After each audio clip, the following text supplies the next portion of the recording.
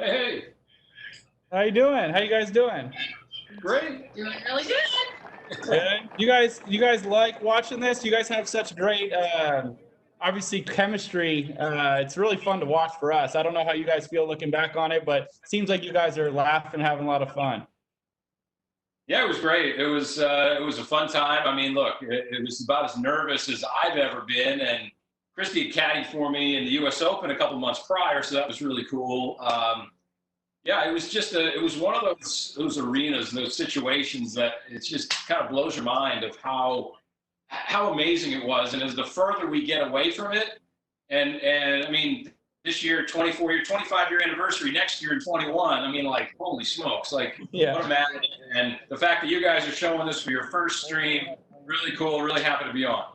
Oh, man, it's a pleasure to watch. That was part of my one of the questions I wanted to ask. Had you ever played in front of? I mean, I knew when I got to my first U.S. Amateur, I think we were probably the same age. I had never played in front of maybe 25, 30 people. All of a sudden, you're in front of thousands. Had you ever done anything like that? Yeah, I guess, I mean, in the U.S. Open at Oakland Hills, I qualified. I just turned 19 in July, so just before the U.S. Open, I was only 18. I made a 30-footer at Bay Hill to qualify and make the last spot in sectionals, and had a chance to play at Oakland Hills, made the cut. I shot 71, 73, made the cut. I'm like 45th place going into the weekend as an 18-year-old. Like, totally blew my mind. That's awesome. I have to imagine the Tiger effect is even more dramatic. I always tend to think that whoever's playing with him kind of realizes that everyone's there to see, the cat. Maybe not so much you. Did you feel that at all while you were playing? Well, yeah, we felt a lot of people. I mean, you can answer this. I mean, what did you feel? I mean, we definitely felt. I mean, I'm obviously playing, trying to shoot the score. She's trying to help me and keep my mind in check. But what did you feel? Well, I can definitely say that in the morning round, definitely heard more "Go Tiger, go Tiger," and then but as the afternoon kept unfolding, there was definitely more "Go Steve, go Steve." That's awesome. Very, very cool. Yeah. Hey, Steve, I was going to ask, were you a big fist pumper and reaction guy normally and brought it to this match, or is that a little play on Tiger doing that stuff to you? No, I mean, no. You've seen it in that clip from the semifinal match. Yeah, you're right. I kind of gave it wasn't like the full uppercut. It was kind of like the side slasher movie, right? But yeah, it was, you get really pumped up in those situations. And, when you're 18, 19, 20 years old, I mean, it's the adrenaline is higher. Like the situation, you just get into it more. And so it was really cool. Yeah, it was the adrenaline just pumps. And sometimes you don't even know what you're doing. And, you just do it. And you're just so happy that you made the shot that you wanted to make. Well, I mean, at this point for you guys, I just want to, you get the chip in, then Tiger makes the eagle. So you've got this emotional back and forth for the both of you as everything's happening. At what point, or was there a point you were like, I'm going to win the damn U.S. Amateur? And then was there ever a point where you went, oh my goodness, maybe I'm not going to win the U.S. Amateur, because it was so close? It was. And I mean, even watching it now, I still think I'm going to win. I got the momentum. We see a couple things will start to happen here in a few minutes. And it's kind of hard to believe that I didn't win. I guess if I'm playing against anybody else being 5 up after 18 holes and shoot the equivalent of 2 under par on the second 18, if you told me anybody that they weren't going to win, they call BS on that. And so, but it's Tiger Woods. He's the other 1 out of 100, right? I think Johnny Miller said something like that in the telecast. So Tiger has just kept doing Tiger things. And, he turns pro the day after we played. He says, if I can beat Steve Scott, I'm ready to go. And he did that. And so anyway, that was cool. Had you played with him before? It was a really serendipitous thing about 8 months prior in a collegiate event.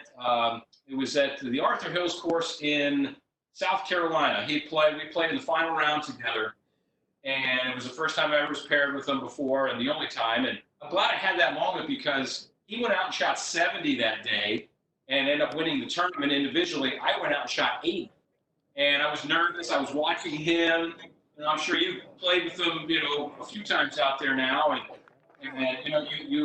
it's hard not to watch him. So I took the attitude, and Chris and I talked about this a lot before the match, and we said, I'm not going to watch him hit a shot. I couldn't get caught up in what he was doing. You can follow up on that because you were my brain out there while I was trying to hit the shots. Yeah, I just echo that. I remember the night before him saying, you have to make me stick to my game plan. So when Steve hits a driver, hit the driver when he's supposed to, play an iron when he's supposed to, and that's it. Doesn't matter what Tiger's doing, he's just going to stick to his game plan.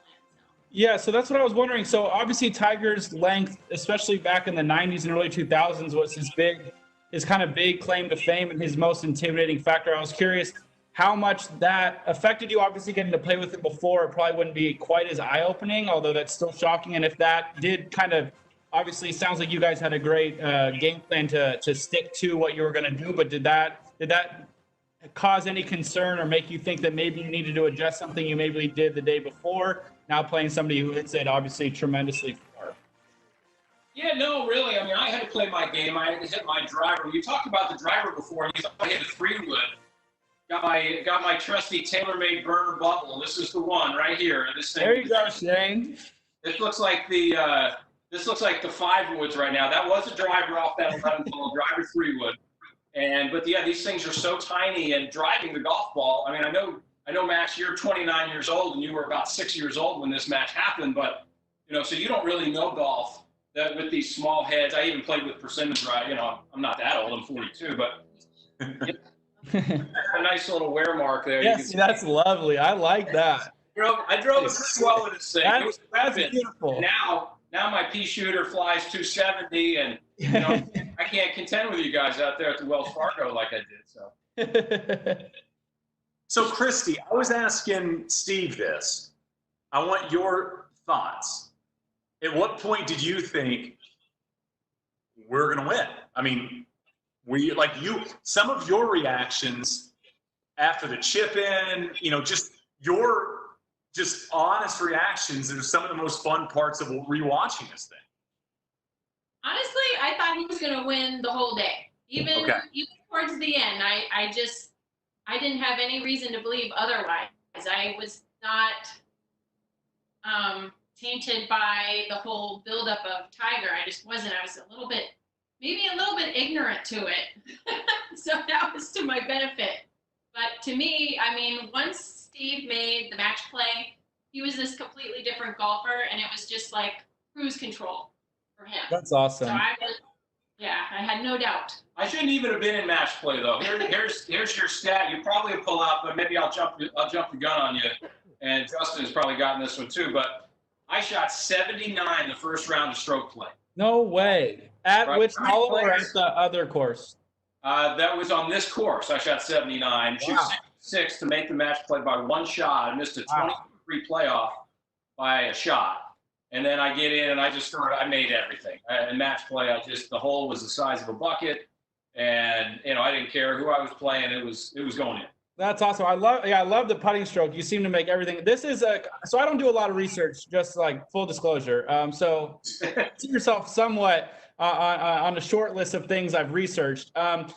When I looked at your career following this event, I was very obviously impressed. A little shocked, no offense, but I didn't know a whole lot of what happened in the late 90s other than Tiger Woods winning every golf tournament known to man. You have a great college career. You win a couple times on the Canadian Tour. You finished your college career as #1 AM in the world. I was wondering, obviously you're a tremendous golfer, all kinds of accolades, but I was just wondering how a lot of people leave playing Tiger, and I've heard this from his old teammates, thinking, I don't think I could ever do that. I can't be that, and I need to adjust my golf game. I need to change it. You obviously took it for the positive way. Man, I could have, should have, would have beat this guy. Then you see him go on to do some tremendous things. Did that spark something in you and give you a lot of confidence? How did you obviously turn all of this around into just such a phenomenal college career? Well, look, it was, other than not winning that Havermeyer Trophy and having it sit right on my mantle back here, it's everything was positive about that day. We're going to see something on the 34th hole that probably was the most positive thing that has happened and has carried with me throughout. So with the ball marking and remarking incident, but yeah, I just kept trying to play and kept trying to get better. What's really interesting, Hey, good read. So what was interesting though is that I kept trying to play my game, and I turned pro in the fall of 1999, right after playing in the Walker Cup like you did, and had a chance to, but the next year the golf ball changes, right? The Pro V1 comes out. It's a less spinning ball. You noticed earlier that, and you noticed throughout, I don't hit anything. I don't hit a fade. My ball turned right to left, 5-10 yards. That was like a straight ball for me. And my ball did not go left to right. And so when you get a ball then that doesn't spin as much, I don't know. I think that maybe played into how my game evolved and maybe not a great way. But I certainly tried and kept going and won a couple times the Canadian Tour. The golf courses are a little shorter. When I got out there and the golf courses kept getting longer, 2003, 4, 5, to play with these guys, you need the length. You know it every week that you need massive length out there, and it's a huge attribute. And the longest players are the best players in the world. So, to not have that in my arsenal, and I fly the ball 270 now, and I'm happy with that, and it runs out to 290 or whatever, and it's what I do. But to be a competitive player. When I kept going, you have to get that ball out there in the air 290 or 300, or else you might as well pack it in. Considering you're obviously a drawer of the ball, you must have really loved this place. Obviously, this hole as well, 14, you got to turn it right to left or you can't hit the fairway. I think there's quite a few tee shots like that, especially on this back nine, or actually starting on, I guess, 6. So 14, we play this hole as a par 4. I hate this hole. I like to cut the ball. You must have felt some kind of comfort on this tee that I've never felt ever when I've stood up here. These trees are in my way. It's amazing. And Tiger hits 3-wood here, and I hit driver, and that's the only way I can actually hit second into the green here. Yeah, right. And he did that a lot during the second 18, by the way. He hit a lot of 2-irons, and I had to hit driver, so he would hit first into the green. I know you mentioned that a little earlier too, but yeah, every hole out there seemed to, if it didn't favor a draw, it didn't hurt a draw. Exactly, yeah. Pretty much, if it was it seemed like every hole, every green kind of sat right to left, or almost every single shot out there really fit my eye. So it just fit my ball flight, and I think that's a big reason why I had the success that I did, for sure. Very cool. That's cool to hear. I like when golf courses match up to eyes, because that's why I've loved this golf course, never played it really poorly, but I've always, when looking back, I always wonder why I didn't play it really well, considering I liked the setup. And then I realized off the tee, I don't love to draw the golf ball, and holes like this, holes like 6, 9, just they don't feel comfortable. 11, they're just awkward tee shots.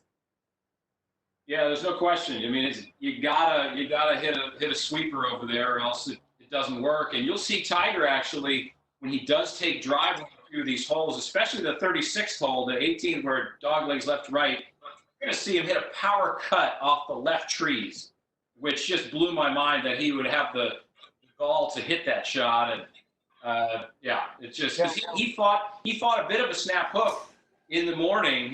Because back then you notice where his golf swing was across the line a lot with a shut face, and all of a sudden, his misses were, could be pretty good to the left when he hit the driver. So part of the reason why he did hit that 2-iron a lot in the afternoon was just to get in play like that. Yeah, one of my proudest moments, I had a birdie the last hole to get in the playoffs or whatever one year, and I did that too. 18 is a problem for me. And yeah, I had snap hooked it in the left hazard the day prior and got up there, did the same thing you mentioned with Tiger. It's hard, but you end up aiming in the left hazard and hitting a cut off the hazard, and you got to pull it off. I know Tiger's kind of made a career out of doing stuff like that when it matters. So interesting to hear. That makes sense. He's probably in 2-iron to just not run through the runouts, and obviously you can still hit it out there, pretty far with that 2-iron.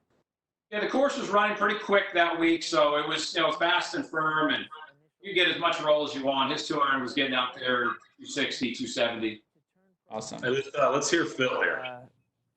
It would be a risk, to say the least, because he doesn't have a card, and he hasn't proven to himself or anybody else that he can win immediately on tour. Now he's going to win eventually. There's no question. I'm not doubting that, but I'm just questioning the timing. If now is the time. Well, interesting commentary by Phil Mickelson, who won as an amateur. Hey, Shane, do you think it was a good time? That was a year and a half before he turned pro, so I think he can speak. Yeah, you know what? Listen, golf's an easy sport to doubt because it's hard. There's so many people, and I give everybody a career mulligan on doubting or calling out Tiger anything for his decision on pro. Hey, Steve, I had a question, something we were talking about earlier about this particular U.S. Amateur, and it was about playing, your collegiate teammates in a big match. And you guys both had college teammates face off in the semifinals. How weird was that? Uncomfortable? How do you get into your game knowing the other guys so well? Or was it in a way a benefit because you know things that they do, or maybe when they get frustrated or when they lose their concentration? Yeah, for sure. I played Robert Floyd, who was my teammate. He was a year ahead of me at University of Florida. And Tiger played Joel Crowder, as you mentioned earlier, Stanford teammates. And yeah, they were, it was kind of strange for sure. It was, it was probably a little bit more awkward afterwards because I know Robert, look, whoever wins those matches is going to the Masters. And I know very much that Robert wanted to play with his father, who was a past Masters champion. He wanted to play with him in practice rounds and do all that stuff. And, so you certainly feel for a guy like that. And, but when you're in a match like that, you just, you do what you can do. And I ended up winning the last 3 holes of that match to win 3 and 2. And you saw the chip in earlier, and that was a fun way to finish that. But yeah, to know you're going to the Masters and do all that, it was very cool. But yeah, I guess, playing your teammates is not the easiest thing in the world. Right.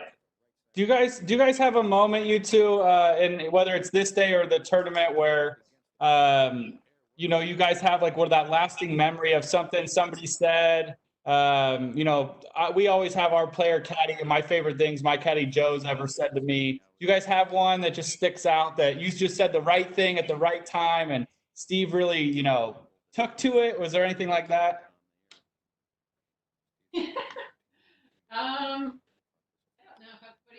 I don't know. She gave me a lot of back massages. Those help. Those help. My caddy doesn't do that. I need to. Joe doesn't do that? You just look that's a great shot, by the way. Smile. So, hey, Christy, was Steve? Was he? And I want you to be honest here. Was he confident? Was he cocky? Was he what? Where was he in between the years? Once match play started into this match, because when I watch him, Steve, I see a dude that thinks he can beat this guy, and never at any point do you ever look rattled. And I feel like it takes a level of confidence to get there. Steve definitely, he was very cocky when he was on the golf course. He just thought nobody could mess with him. He had this built up a mental fortress, and he was untouchable in his head. That's awesome. I guess you have to be, right? You're your own team. You're your own corporation, right? Obviously, when you're playing professionally, you certainly are your own corporation. And so, yeah, nobody else, Tiger wasn't going to try to, cheer me on or anything. And, frankly, we said basically nothing all day. I said, good shot. And he said, thanks. And that was it. He has that story with Tony Finau from the Masters last year. So that's pretty cool. So for us now, for me, growing up watching him, he's, like I've mentioned a million times, he's a mythological creature to so many of us. at that time, he'd obviously had an unbelievable resume and done many great things, but was he that yet? Like, did you guys look at him like, holy cow, that's Tiger? Or was it, obviously you had a phenomenal college career, phenomenal golfer. Did it even get to that point yet where he was so far removed from the norm? Well, a little bit for sure. I mean, being that this was his third straight U.S. Amateur, nobody in the history of golf had ever won 3 in a row. He was trying, and I was the only guy to stop him. So obviously, I knew he had a full head of steam. You mentioned he was the medalist as well in this event, and he just was a freight train in match play. 36 straight match play wins in a row from the juniors and the amateurs, and it's well documented over time. But so yeah, you pretty much knew that he was going to pull something out of his hat. I mean, I'm one up at this point, and it's a par 5, and I actually beat him on most of the par 5s. I mean, yeah, I noticed that you played the par 5 so well, which is not something people do, against Tiger very often. But both, I probably won. I don't know how many par 5s I won compared to him, but I definitely won more than he did. That's for sure. And I think there was 5 par 5s. Oh, excuse me, 4 par 5s there. So you're licking your chops here on 14. I mean, you got 20 feet for eagle. Tiger's got a tough chip. You're obviously kind of got you're in the driver's seat here. Only have 4 or 5 holes left. I'm assuming that's why we get the big fist pump in the fairway. Obviously, Chris, you looked quite pleased with the golf shot, as we all were. This has to be feeling like a good spot for you, I would assume. Yeah. I mean, I was just trying to hold this putt. It's a really quick putt. This green. Yeah, it runs away. You saw his chip run away right there. I mean, it's a well-designed hole it's a tough par 4 certainly, but yeah. For a short par 5, I hit 6 iron into it, and the green ran away. And I had a putt. It was a very quick putt. You'll see here in a moment. But I mean, when you get down, I always think the most important holes in a match. If you're playing an 18-hole match, it's the 12 through 14th holes basically are really the key holes. If you can put the accelerator down and get a couple up, you're really going to force the guy's hand. And with only 4 holes to play after this one, you're really going to. If I can get 2 up with a few to play, again, I think I'm going to win this thing because I'm getting to this point. I'm not seeing him make a lot of putts. He didn't putt that great. Yeah. He hit 28 to 29 greens, and he did not putt that great. He made a couple putts when he had to make them, and other than that, I can't say putt. Well, you were obviously hitting it well. I don't think a lot of people understand how hard that second shot into 14 is. If you land that ball much further than you did, it runs off the back of the green, and you have a sticky little chip. That's why Tiger's a little short. So obviously, you're in great command of your golf swing because that's a very daunting second shot. It was, but with my draw, I could kind of aim it at that right bunker, the right edge of the green, and turn it. I didn't have to aim over the water, which was good. And there's part of me that thinks the field staff at the USGA set that one up in my favor, like the whole thing, because all the flags are on the left, and I don't know, maybe there was some. I think we could. That's good to hear. Another day, but. Hey, Steve, I want to hear the story of your hat. I've had a few people ask about the hat on social media. Yeah, the hat was, well, first of all, it fit my small head. Second of all, it was a surf company that Tom Pernice's brother owned. It was called Pernici, and it was just a bunch of scribbles. People thought it was some other surf company or something, but not a surfer, never been on a board. But it just fit my head, and I'm a little superstitious. And I'm going to let you in on something that I don't think I've told many people ever. And this will be something you can throw this in your archives. I'm a pretty superstitious guy. Same amount of tees in my pocket and all that stuff. So I wear this hat on that second day of stroke play, shoot 66. That thing's not coming off. So one other thing that didn't come off the whole week, and I feel like an MLB baseball player when I'm going to say this, I wore the same boxer shorts like the whole week. Come on.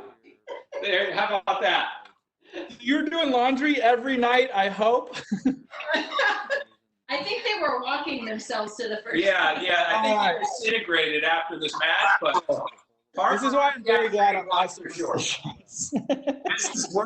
This is worth the whole regripped thing. This is it right here. Maybe that's why he got Tiger down so much going into the second 18. He wasn't used to it. He was a little freaked out. What's that smell? This is weird. Who is this guy? Strategy. All strategy, you know. You have to Yeah, I love it. Because Tiger, see, his caddy, you don't know this, but his caddy was asking Christy for his number, for her number, you know, before, anyway, they were going for a trial run there, but. That's phenomenal. So another great pin for you here, back left. What is this, probably a 7-iron-ish? It was a little into the breeze, I think. So actually, I think I hit 5-iron here. It was 185. Oh, you lost? Today would be a 6-iron for me, probably. It was a 5-iron, a little into the breeze, and landed pretty soft. I think Tiger hit 6-iron maybe, or 7. I mean, 2 up, it's a perfect golf shot, pin high. I mean, not the easiest putt in the world, but no issues. If they show the guy behind Steve again, it looks like Will Ferrell's dad. Let's see if we get another shot, because it might be Will Ferrell's father. That would be a pretty interesting nugget, and to know who was following around Tiger in the 96 AM. John Ferrell. John Ferrell. This was a pretty solid shot here. Obviously, he's 2 down, 4 to play. Needs something to happen, and he got some backboards and sideboards here, and he uses them to perfection right there. Anything about his game? I mean, he to me is the best iron player of all time, but obviously his length was the most obvious. But anything about his game when you played with him or against him here that you noticed was different from everyone else's, or was it just very obviously solid, good golf? The sound that his golf ball made coming off the club. I mean, everybody makes that sound now. It seems like, you know, Koepka and all the, you know, you and everybody. I mean, they all make this sound, right? And he was kind of the first one to really put you in awe. And that's again, why I couldn't watch him hit. I obviously heard it, or maybe I watched the flight just for wind direction or something. But if you get caught up in what he's doing, you just get sucked into the vortex and you can't get out. I mean, and it happened not only, you know, to me, it happened to everybody over time. And I guess, you know, it makes me more proud as I've gone along, you know, that he did this to Ernie Els and Mickelson and DJ, and he didn't just take trophies from these guys, he took millions of dollars from these guys too. Christy, did you read the putts? Sometimes, but his putter was so hot that week. Yeah. Pretty much, I got out of his way, but I read him anyway, just in case he's like, you know, what do you think? But I don't know how often you really ask me that. That's awesome. So Max, you'll like this, and I can't ask Steve because he knows a lot of amateur trivia, so he might know this.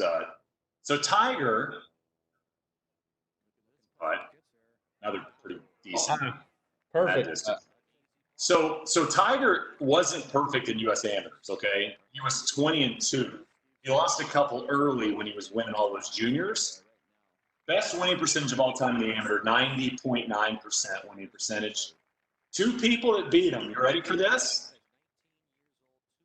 Paul Page in 1993, a victor over Tiger. Tim Herron in 92. 6-4. Thumped him. Lumpy taking him down. That's Justin Ray sent that over. So Tiger would have been 15 or 16. Yeah, I wonder how old Tim Herron was. Yeah, probably 24. Probably waited just to beat Tiger real bad one time. So there you go. Those are the 2 guys that took down the best amateur player ever in his 2 matches he lost at the U.S. Amateur. There are so many people there. Yeah, they estimated 15,000, I think, for the day. Holy cow. There was a lot. I mean, you know, honestly, it's easier, and I think you'd probably agree with this. I think it's easier playing in front of 15,000 people than it is of 15 people. Yeah, 15, you could hear everything they do. And you could even hear them say, why are we watching this guy? You see individual faces, you know, if your wife or your girlfriend or your mom, or like you watch the anguish in their face. It's like a sea of people. You don't see it. You know, Steve, you made such a good point about the putter. I mean, he's missed he's missed a lot in that range. Hit it so good, but right here he runs this by. I mean, if you're sitting here at this point watching this, you're going, if he honks this one, it's almost over, Yeah, I mean, exactly. I mean, he'll bury this one pretty calmly, but yeah, I mean, I know at worst, I'm 2 up with 3 to go right now. I mean, at this point, the breathing starts to get, oh boy, oh, it's game over. And maybe no Nike contract, maybe, Phil Knight was out there in the gallery that day, and amongst all the 15,000, and he had that check in his pocket waiting to give him. He obviously turns pro the next day. It was just what a thing. So you're 2 up with 3 to play. You're going to 16. If you can walk us through, and you guys can both jump in, if you can get us through what's going on, in between your ears and the prep and how you've played these holes maybe throughout the week. Give us a little insight there. Yeah, the 16th hole, straight away, pretty big fairway. You can't really see the landing area very much. But, I mean, it's 430 or 440. And in my semifinal match the day before, we talk about these small-headed drivers. I hit a pop fly hook into the trees, and I had to take it unplayable.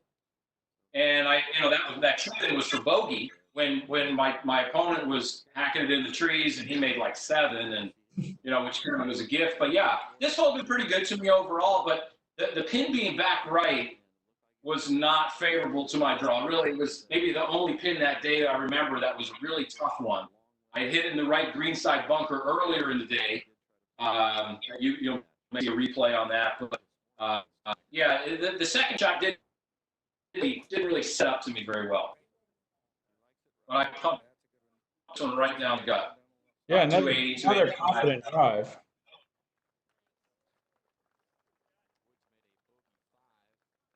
All right, my kids are going to come watch this too. All right, awesome. What's up, guys? Let me get them in here. There we go. There's the whole crew.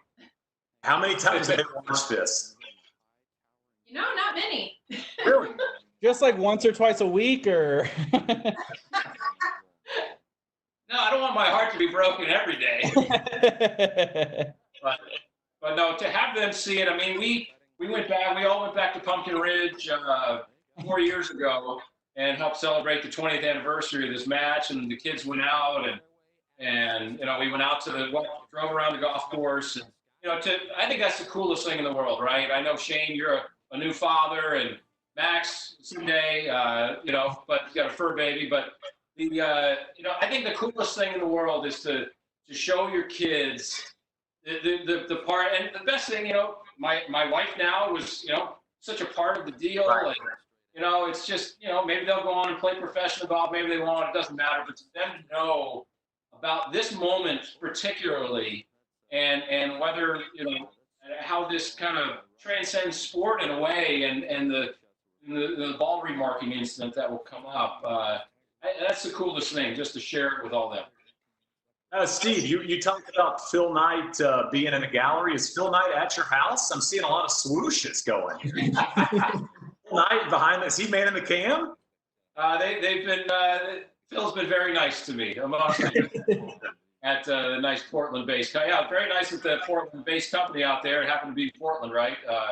But Nike's been a great supporter of me. TaylorMade has been a great supporter. I can't thank them enough. And my whole team now with PGA Professional, with the Outpost Club and everything. Just a very cool thing. All right, so Steve, you set us up here. What do we got?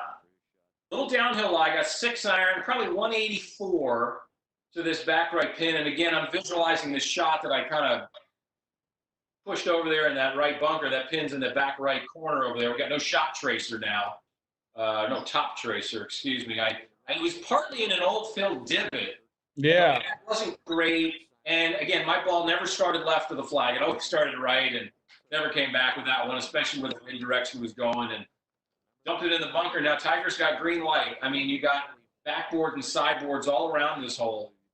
And, you see my lie sitting down a little bit. It won't allow me to spin the ball very well. But Tigers outdrove me by 52 yards on this particular drive. And so he's got wedge, and I had 6-iron. And, that's pretty much what it was. And we both hit driver.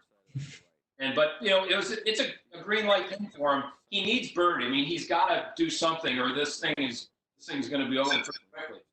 Right. And he starts to do Tiger things right about here. Yeah, you mentioned that the back corner of this green is a bowl if you can get a shot feeding in left to right, but when it comes in right to left, it just doesn't have as much bite to hit either of those slopes. It ends up running long. So obviously having a wedge in is a mega bonus for this pin location. Watch where this one hops to. Very fortuitous. Almost reminds me of the shot he hit at Sawgrass on the island green. Watch this spin. Whoa, hit the collar. That ball is probably 2 or 3 inches from hanging up in the rough over the green. More Tiger stuff. Just yeah, that was game of inches, and it always seems to be he's always on the right side of it. It sure seems like.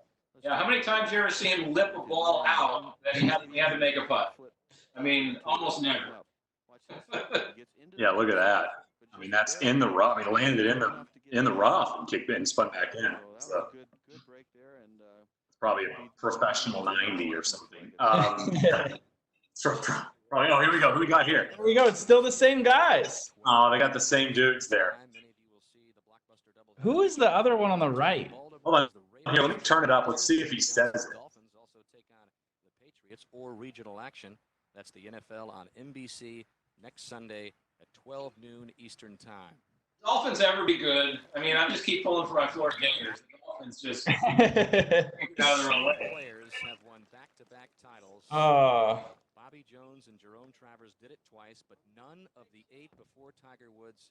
So you get up here, you see the lie. Any part of you thinking, hey, I'm 2 up, through 3, not the end of the world. I don't need to be, I can kind of take on a crazy shot if it doesn't work. I'll be 1 up with 2 to play. Any part of that? Because obviously, you saw the lie. This isn't one that you're going to be able to hit super. This was earlier. So here's my visual, right? Yeah, made it. Oh. That was earlier. Basically the same shot, but that lie was much better earlier in the day. Yeah. Looks like this one's going to have, almost be landed in the fringe, land in the rough, and kick on. Yeah. I hit a pretty good shot here, too. I mean, about as good as I could have hoped for. Easy to leave it in the bunker, really. Yeah, for sure. Just kind of runs away.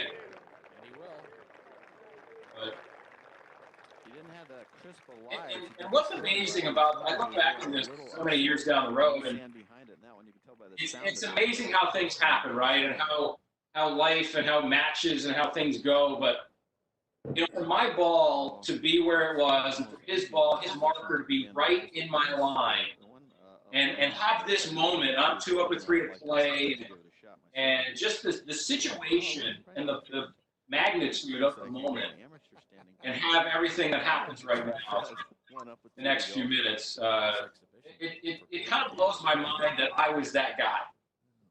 Like, seriously.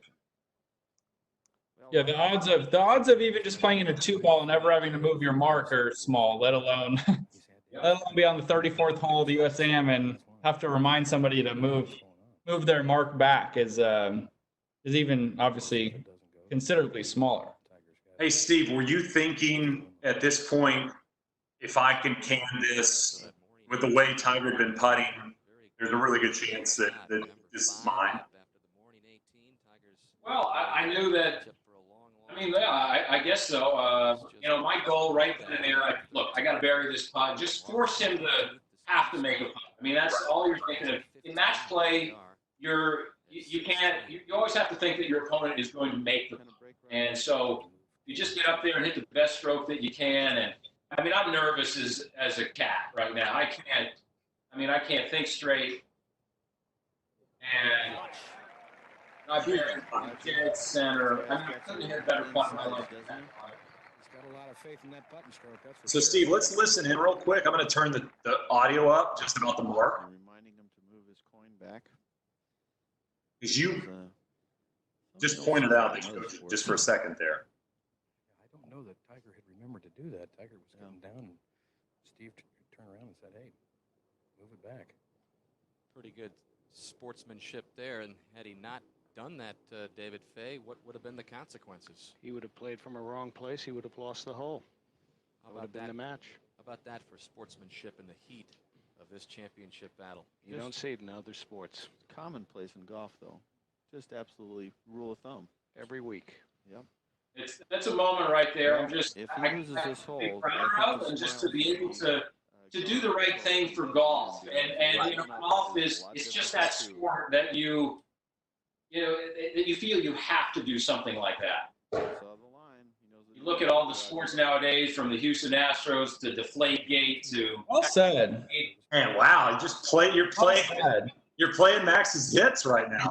Very, very, very kind of you. Did you realize at the moment how big what you did was? Obviously, it blows up and it will get bigger as the years go on. But did you realize at that moment? All I can say is this is. Yeah, I'll let you answer that. Man, I don't think he did. It was just so instinctive. He didn't even think about it. It just was 422 yards.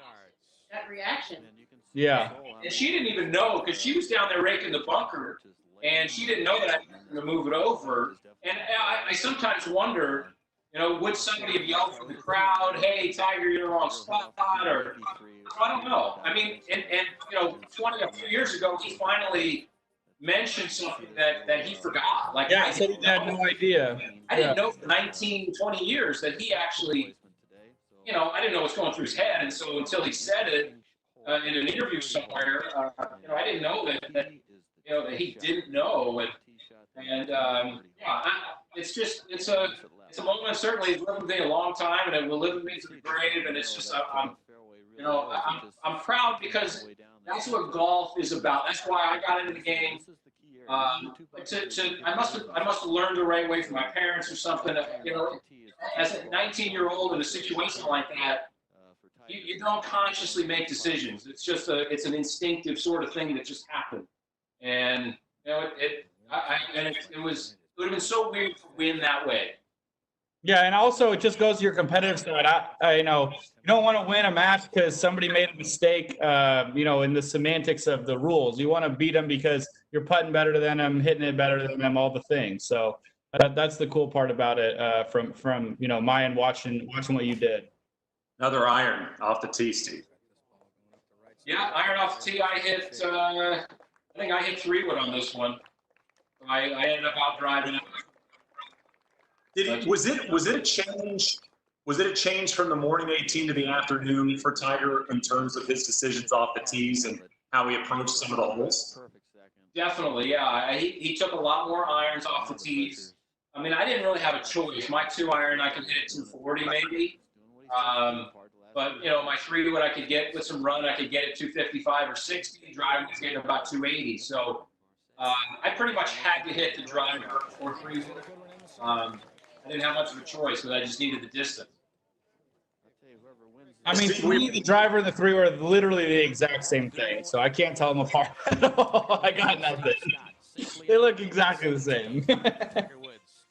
Steve, I want to say thanks to both of you guys for joining us. I did, before you go, I know you guys at the Outpost are doing a great thing for people that are struggling during the times with COVID and everything shutting down. Do you mind sharing just a little bit about what you guys are doing and where people can go to help out? Yeah, thanks, Shane. Hop on outpostfoundation.org. What we've done, I can't take the credit. Our whole team there, Melissa Belomo, Bill Smith, everybody has been a part of what the Outpost Foundation has done. We've had 175 applications coming in from caddies, outside staff, at clubs all over the country, locker room attendants. We've distributed 150,000 to these people, which we're very proud of. We certainly need more help because we love to give more. So hop on outpostfoundation.org. The Emergency Relief Fund, we're just trying to get back to the game with the Outpost Club. We go around to so many great clubs in the country, some of your best private clubs, some of your best resorts, and to give back to those people who do so much for us is the absolute least we can do. So outpostfoundation.org, hop on there, and please donate to the Emergency Relief Fund. Great. Chris and Steve, we appreciate both you guys for joining us and being a part of it. I'm sure you're going to probably continue, at least with a side eye observing it. Christy, last thing before I let you guys go, how tired were you the next day? After all of it, and it is a long week. And I've never done 36. My feet were killing me. My feet were killing me, and I think had I known that him telling Tiger if he hadn't done that, the match could have ended possibly. That's a great point. We could have been done already. I know. Help her out, Steve. Well, thanks, guys. Thanks so much for joining us. We appreciate the Thank you, insight. guys. Thank you. Thank you. Thanks, guys. Good one. Tell me how it ends. Max, I'm gonna bring up this graphic I did at Loomis. Bring the book back. I like the book opening up. I do too.